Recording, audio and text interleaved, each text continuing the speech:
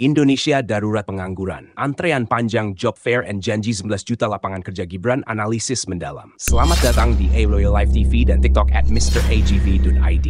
Mari kita selami fenomena krisis ketenaga kerjaan di Indonesia yang semakin memprihatinkan. Simak analisis tajam berikut ini. Indonesia darurat pengangguran, fenomena job fair ricu, potret keputusasaan, fakta lapangan. Viralnya antrean kacau di job fair Bekasi, Batam, dan Jakarta memperlihatkan betapa tingginya tekanan ekonomi. Ribuan pencari kerja, mulai dari lulusan SMK hingga ibu rumah tangga, berdesakan. Bahkan ada yang pingsan dan terjebak di selokan.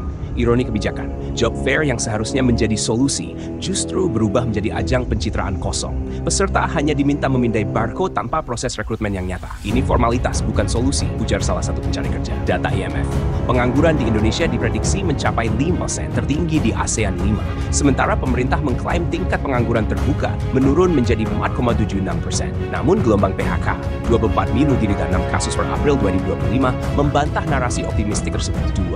Janji 19 juta lapangan kerja Gibran, realita versus proyeksi. Analisis kontradiktif. Gibran menjanjikan penciptaan 11 juta lapangan kerja melalui hilirisasi, digitalisasi, dan penguatan UMKM. Namun realitasnya justru terjadi PHK massal di sektor manufaktur, contohnya di PT Epson dan industri otomotif. Kritik pakar. Janji tanpa eksekusi konkret. Hilirisasi butuh waktu, sementara rakyat bekerja sekarang. Ahmad Nur Hidayat, catatan, Fiat justru mencatat pertumbuhan sebesar 6,9% dengan strategi skill matching dan insentif pajak, langkah yang belum terlihat di Indonesia. 3. Akar masalah, sistemik atau politik, mismatch skill, pendidikan vokasi, belum link and match dengan kebutuhan industri. Lulusan SMK otomotif malah jadi operator kontrak, kisah Eko Yulianto. Premanisme rekrutmen, calo kerja di Cikarang mematok biaya 20 juta hanya untuk bisa melamar, tanda gagalnya negara dalam mengatur pasar tenaga kerja. Kritik untuk dinas tenaga kerja hanya jadi pajangan. Data pengangguran amburadul, Said Iqbal, KSPI, solusi atau gimmick, stimulus versus kebutuhan nyata. Paket stimulus 2025, anggaran 24,4 triliun untuk BSU dan Bansos dinilai sebagai solusi tambal sulam. Daya beli naik sementara tapi industri tetap kolaps, kata Melanie Subono. Usulan substantif, reformasi BLK, pelatihan kerja berbasis kebutuhan industri, larangan diskriminasi usia, perusahaan wajib membuka peluang bagi pekerja di atas 40 tahun, penegakan hukum, hentikan praktik premanisasi dalam proses rekrutmen. 5.